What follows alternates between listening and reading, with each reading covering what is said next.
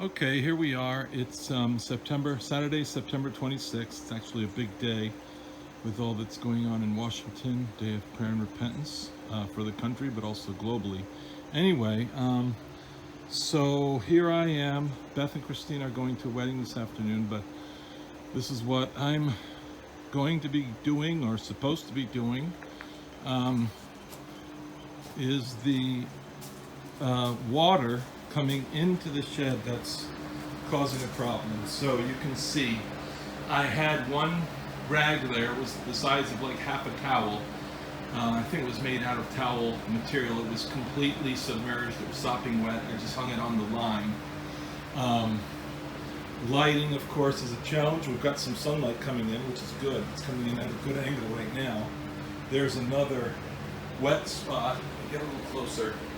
You can see the wet spot, but it's actually not as bad as it was, the first time I came here.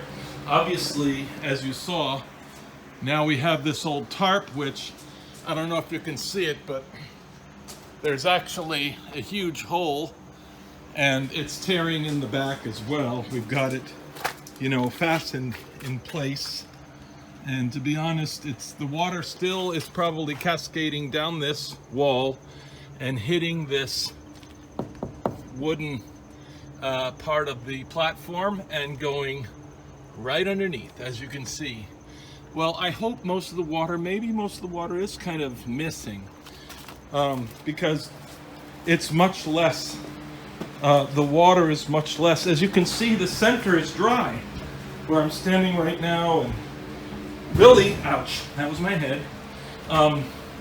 This is pooling. It's not just wet. There's like a puddle, and it goes all the way almost to the corner on that side, and it actually does go to the corner on this side. This side looks dry back here. That's all dry.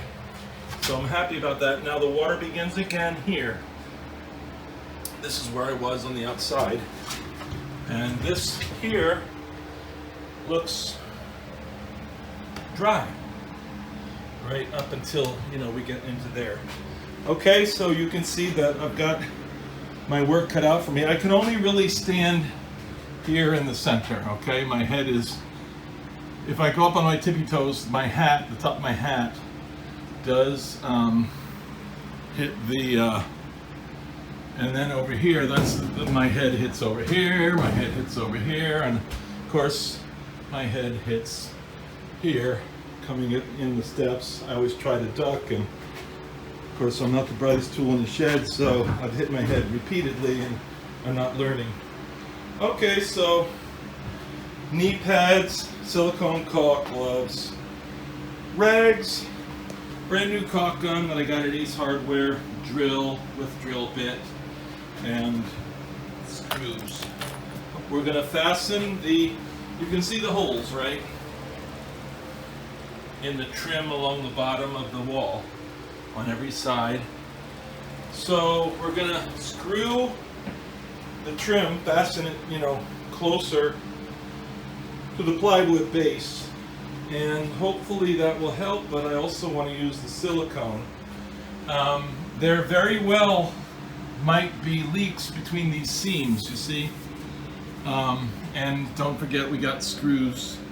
They're supposed to have the plastic washers, and for the most part they do. Christine and I assembled this, but you've got just, you see it, see how it's bending there. I mean, there's just, these sheds aren't perfect. How can I YouTubed, and other people do have leaks, and everybody's using their silicone caulk, and that's what I'm using for the base, but I didn't feel like caulking every single, and then what if it's still leaking? I mean, I might if I get desperate, but for now, I've just got the tarp, and the idea is to buy a new tarp.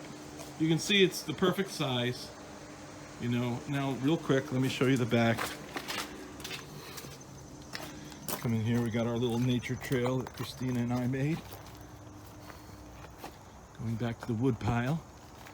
So this is the back. You can see where it's tearing. It's very old tarp. So even though you can see some of the light coming through, it just doesn't seem to be a problem. Now, the time when we really, were alerted to the leaking was a really bad storm that we had, with just tons and tons of rain, heavy winds blowing. It felt like every direction, and of course the tarp wasn't on here, so everything just got in everywhere. Okay, so hopefully that lays out the challenge, and I don't know if I'm going to get this done today. So if I don't, I can come back here and kind of see what tools I had, and So the power air is to kind of blow it out under the crack. That's the idea there. Just blow it out and then caulk it, and then screw it. So, all right.